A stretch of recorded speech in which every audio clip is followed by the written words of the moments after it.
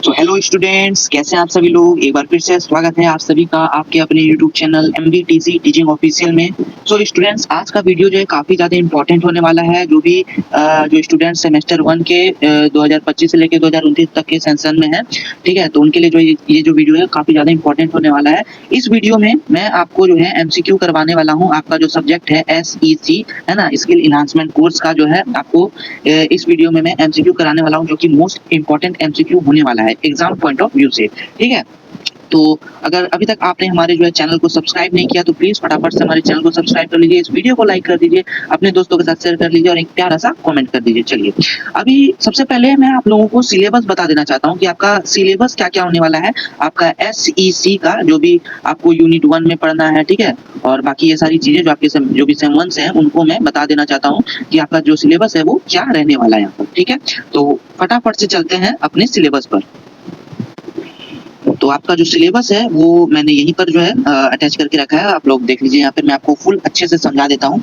ये जो है सेमेस्टर 1 का सिलेबस होने वाला है। आपका जो सब्जेक्ट है स्किल इन्हांसमेंट कोर्स SEC 1 जिसको आप लोग बोलते हैं, ठीक है, और ये जो है आपका MCQ पेपर रहेगा जिसका जो फुल मार्क्स है आपका 75 मार्क्स होने वाला है। हाँ, आपने सही सुना, ये जो है 75 मार्क्स का होगा। ठीक है, 3 घंटा आपको टाइम मिलेगा और 30 मार्क्स जो है पासिंग मार्क्स होगा। ये आपका मोस्ट इंपॉर्टेंट बात है, ये आपका जो है MCQ बेसिस पे होने वाला है। तो अब आप लोग पूछेंगे तो कि भाई ये जो है 75 मार्क्स का है और 3 घंटा भी दे रहा है, तो MCQ कितना 75 MCQ होगा क्या? तो नहीं भाई, 75 MCQ नहीं होने वाला है। MCQ आपका 50 ही होगा, लेकिन एक MCQ जो है आपका 1.5 मार्क्स का होगा। ठीक है, 1.5 मार्क्स का होगा, तो ये टोटल जो आपका 75 मार्क्स जो यहाँ पर निकल के आ जाएगा। अगर 50 MCQ को 1.5 मार्क्स का अगर एक MCQ रहेगा तो ये टोटल 75 मार्क्स हो जाएगा। ठीक है, तो आपका एक MCQ जो है वो 1.5 नंबर का रहने वाला है, समझे?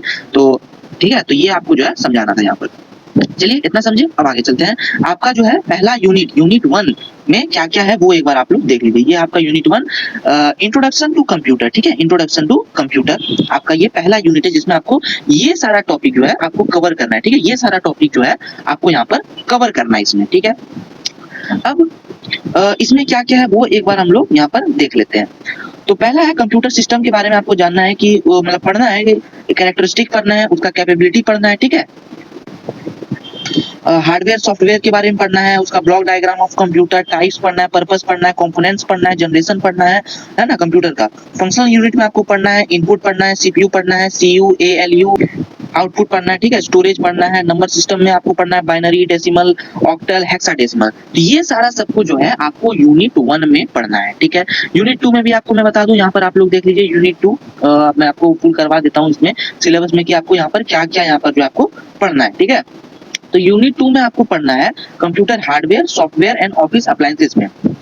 ये सारा सब कुछ आपको पढ़ना है। इसके अंदर आपको ये सारा टॉपिक वाइज है पढ़ना है। इसमें क्या क्या है, बेसिक इनपुट आउटपुट डिवाइसेस आपको पढ़ना है। ठीक है, स्टोरेज पढ़ना है, memory type, system, application, software, overview of operating system, introduction to MS Word, Excel, PowerPoint, document editing, data handling and presentation. इतना आपको जो है यूनिट 2 में पढ़ना है। ठीक है, तीसरा यूनिट और ये आपका लास्ट यूनिट है, टोटल 3 यूनिट होगा आपको इसमें पढ़ना है।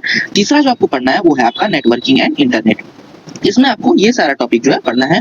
कंप्यूटर नेटवर्क में आपको पढ़ना है डिफिनेशन, नीडेड टाइप्स, ठीक है, लैन मैन वैन, ये तीनों network devices like modem, router, switch, hub, IP addressing, DNS, HTTP, email, ठीक है, वेब ब्राउजिंग, सर्च इंजन्स, ठीक है, emerging technology like AI, big data और ब्लॉकचेन। ठीक है, तो इतना आपको जो है यूनिट 3 में पढ़ना है। तो ये सारा टॉपिक जो है जो आपको तीनों यूनिट से जो है पढ़ना है। ठीक है, तो फिलहाल इस वीडियो में मैं आपको जो है यूनिट 1 का फुल टोटल आपको करवा दूंगा। मींस इस वीडियो में आपका यूनिट 1 फुल कंप्लीट हो जाएगा। आपको मोस्ट इंपॉर्टेंट 30 प्लस MCQ मैं आपको करवाने वाला हूं, जो आपका एग्जाम पॉइंट ऑफ व्यू से मोस्ट इंपॉर्टेंट जो है होने वाला है। ठीक है, चलिए यहां तक हो गया। अब चलते हैं अपने फटाफट अपने MCQs पर। तो स्टूडेंट्स, ये जो है आपका जो आपका SKMU है, ठीक है, SKMU जो भी सेमेस्टर 1 के सेशन 2025 से लेके 29 में है, तो उनके लिए होने वाला है। SEC unit 1 introduction to computer जो आपका टॉपिक है यूनिट 1 से, ये फुल इसमें कवर हो जाएगा। चलिए फटाफट से स्टार्ट करते हैं। आपका पहला जो MCQ है वो यहाँ से शुरू है। ठीक है, तो who is known as the father of computer. Father of computer जो है किनको बोला गया है? फादर ऑफ कंप्यूटर जो हम लोग चार्ल्स बेबेज को बोलते हैं। ठीक है, दूसरा है the basic components of computer systems are, basic components क्या क्या होता है, तो वो होता है आपका हार्डवेयर एंड सॉफ्टवेयर। इसको आप लोग ध्यान में रखिएगा, बस देखते चलिए, ध्यान में रखते चलिए, आपको जो है यही सारा जो मोस्ट इंपॉर्टेंट है, जो आपका एग्जाम पॉइंट ऑफ व्यू से काफी ज्यादा इंपॉर्टेंट होने वाला है, बस आप लोग देखिए समझिए, बस और कुछ नहीं करना आपको। चलिए तीसरा है कि which of the following is a hardware, इनमें से हार्डवेयर कौन है, तो विंडोज, एमएस वर्ड, कीवर्ड है ना, लेंसेज, तो इसमें से जो हार्डवेयर है उसको हम लोग कीवर्ड को बोलते हैं, ठीक है, तो कीवर्ड जो है आपका राइट आंसर हो जाएगा यहाँ पर। चौथा है which of the following is a software, software कौन है, सॉफ्टवेयर इसमें से एमएस एक्सेल, ठीक है। ब्रेन ऑफ कंप्यूटर किसको बोलते हैं, ब्रेन ऑफ कंप्यूटर हम लोग सीपीयू को बोलते हैं, ठीक है। सीपीयू स्टैंड फॉर, सीपीयू का फुल फॉर्म क्या है, सीपीयू का फुल फॉर्म सबको पता भाई, बच्चे से हम आप लोग भी पढ़ते आ रहे होंगे कि सेंट्रल प्रोसेसिंग यूनिट जो है इसका जो आंसर है वो होने वाला है, ठीक है। सातवां है which unit perform arithmetic calculation, arithmetic calculation इसमें से कौन सा यूनिट करता है, तो एएलयू आपका करता है।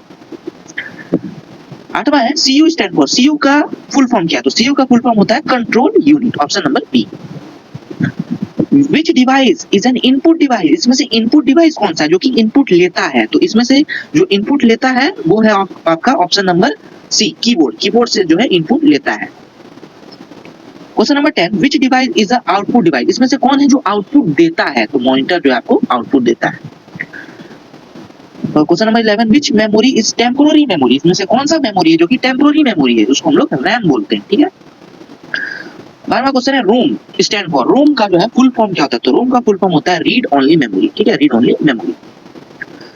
13वां क्वेश्चन है which generation is used to vacuum tube, कौन सा जनरेशन में वैक्यूम ट्यूब्स को यूज किया गया था, तो पहला जनरेशन में जो है किया गया था।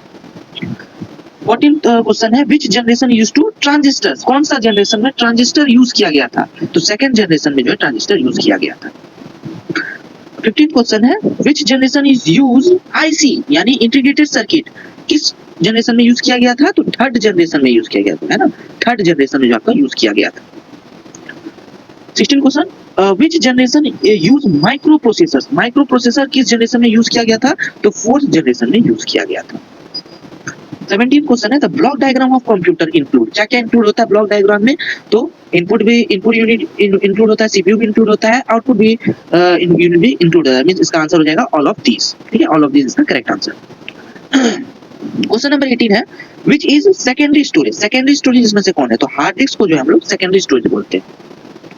19 है बाइनरी नंबर सिस्टम यूजेज, तो बाइनरी में कितना डिजिट का यूज होता है, तो 2 डिजिट का यूज होता है, 0 और 1, ये भी आप लोग जो है ध्यान रखिए।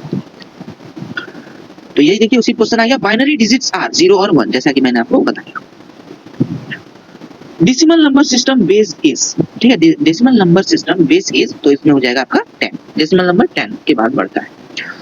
Octal number system based is, तो ऑक्टल नंबर जो है किस पे बेस्ड रहता है, तो ऑक्टल यानी कि 8, ठीक है, इससे आप लोग याद रख सकते हैं, तो ऑप्शन बी हो जाएगा इसका करेक्ट आंसर। 23rd है hexadecimal number system based on, तो हेक्साडेसिमल हम लोग 16 को बोलते हैं हेक्साडेसिमल, ठीक है। हेक्साडेसिमल डिजिट इंक्लूड, हेक्साडेसिमल में कौन कौन सा जो डिजिट इंक्लूड रहता है, तो 0 से 9 भी रहता है और A से F रहता है, ठीक है, तो मींस इसका आंसर हो जाएगा बोथ A एंड B, तो A और B जो है इसका करेक्ट आंसर हो जाएगा, ऑप्शन सी जो है इसका करेक्ट आंसर है, ठीक है। 25वां क्वेश्चन है which is not a characteristic of computer, इनमें से कौन सा कंप्यूटर का जो कैरेक्टरिस्टिक्स है वो नहीं है, ठीक है, तो ऑप्शन बी लेजीनेस जो है कंप्यूटर का कैरेक्टरिस्टिक नहीं है। 26वां क्वेश्चन है which capability of computer allow storing the large data, इसमें से कौन सा जो कैपेबिलिटी है जो कि कंप्यूटर को अलाउ करता है लार्ज डाटा स्टोर करने के लिए, तो वो है स्टोरेज, ठीक है। 27 क्वेश्चन है the part of CPU that control operation, तो उसको हम लोग क्या बोलते हैं, उसको हम लोग सीयू बोलते हैं, इसका फुल फॉर्म आप लोग बताइए, अभी हमने ऊपर में देखा था कंट्रोल यूनिट, ठीक है। 28वां क्वेश्चन है विच परफॉर्म लॉजिकल ऑपरेशन, इनमें से कौन सा जो लॉजिकल ऑपरेशन जो है परफॉर्म करता है, तो वो करता है आपका एएलयू, ठीक है, एएलयू। 29th क्वेश्चन है एग्जांपल ऑफ इनपुट डिवाइस, इसमें से कौन सा एग्जांपल है इनपुट डिवाइस का, तो स्कैनर जो है वो आपका इनपुट डिवाइस का एग्जांपल है। इसमें 30वां क्वेश्चन है इसमें से कौन सा एग्जांपल है आपका आउटपुट डिवाइस का, तो आउटपुट का डिवाइस का आपका जो एग्जांपल है वो आपका प्रिंटर हो गया, ठीक है, प्रिंटर आप लोग को आउटपुट है ना। तो 31st क्वेश्चन है कि which generation is related to artificial intelligence, देखिए ये जो क्वेश्चन आपका इंपॉर्टेंट होने वाला है क्योंकि भाई ये एआई से पूछा गया है, ठीक है, तो ये जनरली बहुत ज्यादा पूछता है ये वाला, तो एआई आपका कौन सा जनरेशन में आता है, तो आपका 5th जनरेशन में आता है, जो कि अभी ही चल रहा है, 5th जनरेशन अभी का जनरेशन है, जो आप लोग हैं जो और आने वाला है, तो ठीक है, तो ये जनरेशन जो है एआई का जनरेशन है, तो ये 5th जनरेशन में आता है। 32वां क्वेश्चन है विच software control the computer hardware, कौन सा सॉफ्टवेयर है जो कंप्यूटर का हार्डवेयर को कंट्रोल करता है, तो उसको हम लोग सिस्टम सॉफ्टवेयर बोलते हैं। 33 क्वेश्चन है example of application software, application software का एग्जांपल कौन हो गया, तो एमएस वर्ड हो गया, माइक्रोसॉफ्ट वर्ड, ठीक है। 34th क्वेश्चन है which of the following is a primary memory, primary memory इसमें से कौन है, तो रैम है, ठीक है। लास्ट क्वेश्चन आपका 35 question data processed bye computer becomes, तो क्या हो जाता है, तो इंफॉर्मेशन हो जाता है। तो स्टूडेंट्स ये रहा आपका 35 क्वेश्चंस मोस्ट इंपॉर्टेंट, जो कि आपका एग्जाम पॉइंट ऑफ व्यू से बहुत ही ज्यादा जो है इंपॉर्टेंट होने वाला है, ठीक है। तो इसी के साथ जो है आपका यूनिट 1 जो है इस वीडियो में फुल्ली कवर हो गया, ठीक है, फुल्ली कवर हो गया, क्योंकि आपका एमसीक्यू बेस्ड होने वाला, तो एमसीक्यू बेस्ड है, तो आपका यूनिट 1 का जो जितना भी टॉपिक था वो इस वीडियो में आपका कवर हो गया है। इससे ज्यादा या फिर इससे बाहर आपको कुछ नहीं करना है, एमसीक्यू में इससे ज्यादा और कुछ नहीं पूछ सकता। हालांकि यहाँ एक बेसिक आइडिया हो गया, हो गया आपको कि इसी तरीके से जो पूछा जाएगा, हालांकि आपको बस इसको एक बार नजर डाल लेना है, अच्छे से प्रिपेयर कर लेना है, ठीक है। ठीक है, तो ये हो गया आपका यूनिट 1। नेक्स्ट वीडियो में जो है यूनिट 2 में डाल दूंगा, यूनिट 2 का सारा टॉपिक जो है उसमें भी मैं कवर करवा दूंगा, ठीक है। तो चलिए, वीडियो ऑलरेडी बहुत ज्यादा लंबा हो गया है, ठीक है, तो चलिए यहीं पर एंड करते हैं। अगर आपको वीडियो जरा सा भी अच्छा लगा, अगर वीडियो आपके सिलेबस का था, तो प्लीज हमारे चैनल को जो सब्सक्राइब कर दीजिए, इस वीडियो को एक बार लाइक कर दीजिए, ठीक है। चलिए मिलते हैं किसी और दिन किसी और वीडियो में, तब तक के लिए धन्यवाद।